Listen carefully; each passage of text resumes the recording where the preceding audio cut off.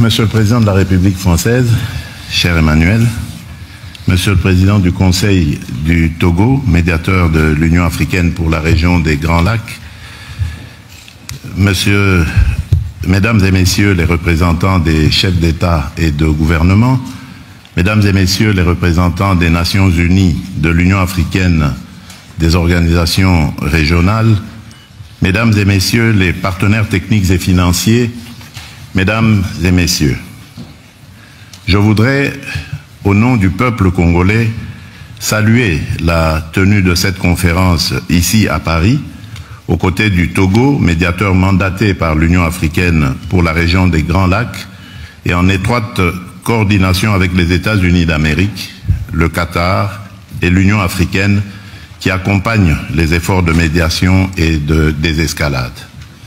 Votre présence est un acte politique, mais aussi et surtout un acte moral. Elle signifie que la souffrance humaine qui ravage l'Est de la République démocratique du Congo n'est pas ignorée. Elle signifie que la paix et la dignité des peuples des Grands Lacs engagent la communauté internationale tout entière.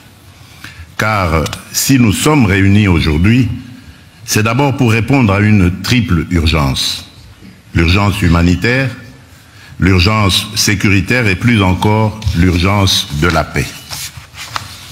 Mais notre responsabilité va au-delà de la gestion de l'immédiat. Il s'agit de jeter les bases d'une stabilité durable fondée sur 3 piliers indissociables. La protection des populations civiles, la recherche d'une paix juste et l'intégration économique régionale comme moteur d'une prospérité partagée, à la condition, bien sûr, qu'elle s'exerce dans un environnement apaisé, sans heurts et sans affrontements. Mesdames et Messieurs, depuis plus de 30 ans, l'Est de la République démocratique du Congo saigne d'une plaie qui n'a jamais été refermée. Ce n'est pas une crise passagère, c'est une tragédie qui a déplacé des millions de femmes, d'hommes et d'enfants, détruit des vies, brisé des familles, affaibli le tissu social et compromis l'avenir de toute une génération. La République démocratique du Congo fait aujourd'hui partie des pays les plus durement frappés par les déplacements internes, avec des millions de personnes contraintes de fuir les violences, notamment dans les provinces du Nord et du Sud Kivu. Cette situation dramatique est aggravée par la dégradation des infrastructures, l'insuffisance des financements pour l'aide humanitaire et la recrudescence des maladies. Les besoins sont immenses et immédiats. Protection des civils, prise en charge psychosociale, accès aux soins de santé, continuité éducative, sécurité alimentaire, accès à l'eau potable et à l'assainissement. Les données sont accablantes. En 2024, 26 millions de personnes en République démocratique du Congo étaient en situation d'insécurité alimentaire aiguë et près d'un enfant sur 2 de moins de 5 ans souffrait de malnutrition chronique. À la 45e semaine épidémiologique de 2024, 445 zones de santé sur 519 avaient déjà rapporté des cas de choléra et ou de Mpox. Ces chiffres ne sont pas des abstractions statistiques. Ils décrivent une urgence humanitaire absolue.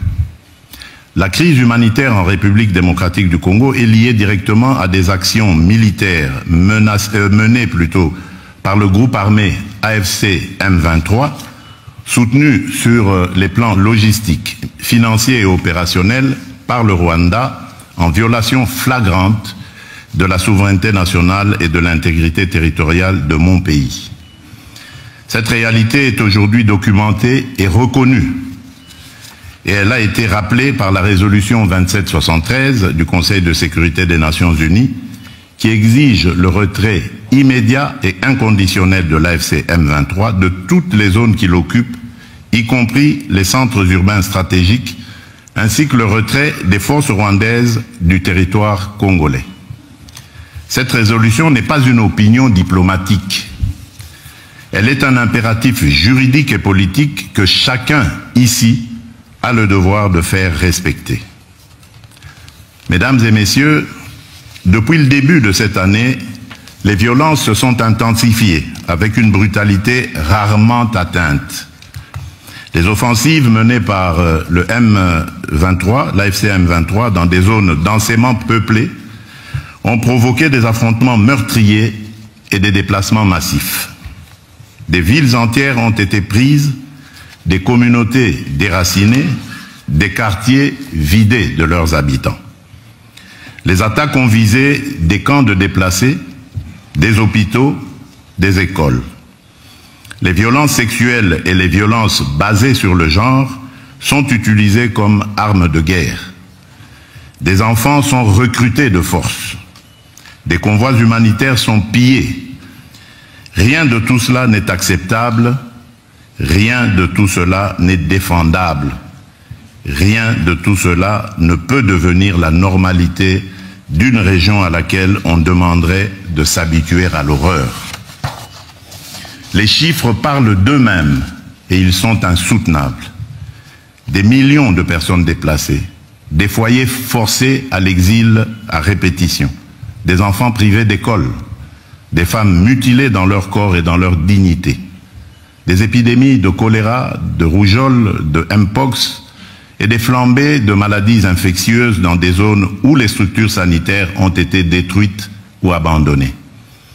Nous sommes face à une crise humanitaire totale, sanitaire, alimentaire, sociale, psychologique, humaine. Je veux ici saluer celles et ceux qui, au prix du danger, continuent d'agir. Les équipes médicales, les humanitaires, les agents des agences des Nations Unies, les ONG internationales, les ONG locales, les structures communautaires, la société civile, les associations de femmes. À toutes ces femmes et à tous ces hommes qui prennent des risques pour sauver des vies, je dis aujourd'hui, la République démocratique du Congo connaît votre courage et elle vous en est reconnaissante. Mesdames et messieurs, la première responsabilité de l'État congolais est et restera la protection de sa population. Nous assumons cette responsabilité.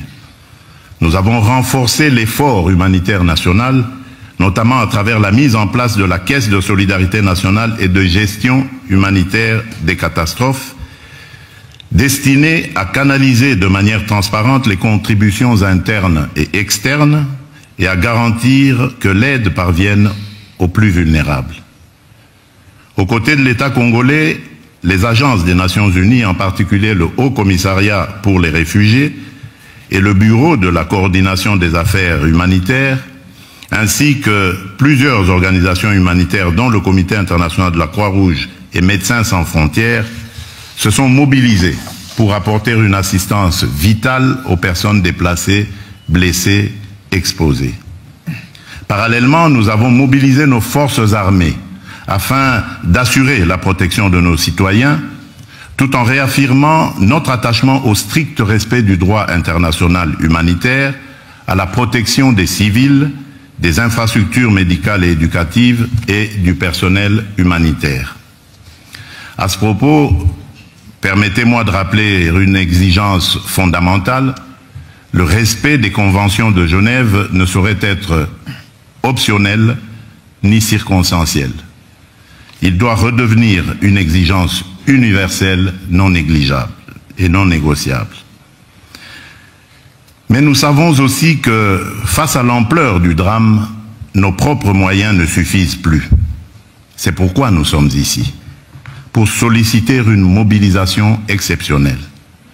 Je formule aujourd'hui devant vous 3 demandes et 3 offres. Ma première demande concerne l'accès humanitaire immédiat, sécurisé, garanti. Nous avons besoin de toute urgence de voies humanitaires sûres pour acheminer soins, nourriture, eau, abri et assistance psychologique aux populations prises au piège. À ce titre, je propose l'établissement d'un corridor humanitaire aérien strictement encadré, permettant le transport des médicaments, des denrées essentielles et la rotation du personnel humanitaire, y compris vers les zones actuellement les plus exposées. Ce mécanisme, placé sous la responsabilité conjointe des Nations Unies et des autorités congolaises, doit être un résultat concret de cette conférence. Ma deuxième demande est un plaidoyer pour un financement massif, rapide, traçable. Le plan de réponse humanitaire des Nations Unies pour l'année 2025 prévoyait une enveloppe de 2,24 milliards de dollars américains destinée à l'assistance vitale de plus de 20 millions de personnes en République démocratique du Congo, dans un contexte déjà marqué par la fragilité et les besoins chroniques, avant même la reprise des hostilités. Ce plan demeure sous-financé. Et chaque jour sans financement, ce sont des vies perdues. Je demande donc un engagement financier additionnel, ciblé, prévisible, qui permette de traiter les besoins vitaux, santé d'urgence, sécurité alimentaire, abri pour les déplacés, protection des survivantes de violences sexuelles, accès à l'eau potable. Ce financement ne doit pas être vu comme une aide ponctuelle, mais comme un investissement pour empêcher l'effondrement humanitaire d'une région stratégique pour la paix du continent. Ma troisième demande touche à l'alignement politique. Je souhaite que chaque partenaire ici présent, chaque État, chaque organisation régionale ou internationale s'engage à soutenir l'application effective de la résolution 2773 du Conseil de sécurité et à appeler clairement et sans ambiguïté au retrait de l'AFCM 23 des zones qui l'occupent et au retrait des forces étrangères non invitées du territoire congolais. Toute paix durable commence par la fin de l'occupation d'une partie du territoire congolais. Là-dessus, il ne peut y avoir ni double langage, ni compromis moral. En contrepartie, la République démocratique du Congo prend devant vous 3 engagements clairs. Premier engagement, reconstruire. Dès la fin des hostilités, nous lancerons un plan d'aide d'urgence pour la reconstruction du Nord Kivu et du Sud Kivu. Ce plan, que nous concevons comme un pacte national et international, intégrera dans une approche concertée, coordonnée et cohérente l'ensemble des programmes et projets destinés à la stabilisation, au relèvement et au développement durable des provinces affectées. Il visera à mobiliser environ 5 milliards de dollars à l'horizon 2026 pour la réouverture des écoles, la réhabilitation des centres de santé, la reconstruction des routes, le rétablissement des services sociaux essentiels et le retour digne des personnes déplacées. Il ciblera ainsi la sécurité alimentaire car nourrir une famille, c'est déjà commencer la paix. Ce plan sera coordonné, unifié et transparent. Aucun territoire ne sera abandonné, aucune communauté ne sera laissée en marge. Deuxième engagement, protéger les plus vulnérables et responsabiliser les auteurs. Nous allons renforcer notre cadre juridique relatif à la protection des déplacés et des victimes de catastrophes humanitaires, notamment par l'intégration en droit national de la Convention de Kampala de l'Union africaine et l'adoption d'un dispositif légal pérenne de financement de l'action humanitaire et de réduction des risques. Dans cette perspective, une loi sur le financement de l'action humanitaire et de la gestion des risques de catastrophe sera prochainement adoptée afin de doter le gouvernement de mécanismes pérennes de financement conformément au cadre de Sendai 2015-2030 pour la réduction des risques de catastrophe et aux engagements pris lors du sommet humanitaire mondial d'Istanbul en 2016. Nous veillerons à ce que les survivantes de violences sexuelles soient reconnues comme victimes de guerre, accompagnées, soignées et réparer. Je tiens à rappeler que la redevabilité constitue une exigence fondamentale de la paix durable. Les administrations parallèles instaurées par l'AFC M23, les violations graves des droits humains et les atteintes aux civils ne resteront pas impunies. Des poursuites seront engagées dans le respect du droit international contre tous ceux qui se rendent coupables de crimes à l'encontre du peuple congolais. Troisième engagement, transformer la crise en levier de stabilité régionale. Nous ne venons pas seulement demander de l'aide humanitaire, nous venons défendre une vision politique. La paix durable dans les Grands Lacs ne sera possible que si la région choisit l'intégration économique et la prospérité partagée plutôt que le pillage et la prédation. L'avenir de la région ne peut pas être fait de trafics transfrontaliers illégaux d'or, de coltan ou de cobalt, alimentant des groupes armés. Il doit être fait de coopération économique formelle, d'infrastructures interconnectées, d'industrialisation locale, de valeur ajoutée créée sur le continent et d'opportunités offertes à la jeunesse. C'est cela, la paix durable. La sécurité est nécessaire à la prospérité. Mais la prospérité, elle aussi, est une condition de la sécurité. Mesdames et messieurs, ce qui se joue ici à Paris dépasse les frontières de la République démocratique du Congo. Il s'agit de savoir si la communauté internationale est prête à protéger des vies civiles aujourd'hui, pas seulement à commenter leur sort demain. Il s'agit aussi de savoir si nous sommes capables de reconnaître que la paix n'est pas un geste charitable, mais un investissement collectif dans la stabilité d'une région entière de l'Afrique centrale et orientale au cœur des équilibres du continent. Je voudrais, en terminant, m'adresser non seulement au gouvernement, mais au peuple français, au peuple togolais, aux peuples africains, aux peuples amis, à tous ceux qui nous écoutent. Je vous demande une chose simple, ne détournez pas le regard. Derrière chaque statistique que nous citons aujourd'hui, il y a un enfant qui dort sous une bâche au lieu d'un toit. Il y a une mère qui a fui sans rien emporter d'autre sauf la main de son enfant.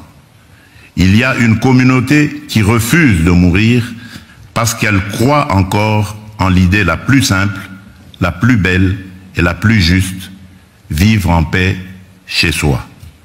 Ce que nous demandons, c'est la vérité. Ce que nous demandons, c'est la justice. Ce que nous demandons, c'est la paix, une paix durable. La République démocratique du Congo prend ses responsabilités. Nous vous demandons aussi de prendre les vôtres. Je vous remercie.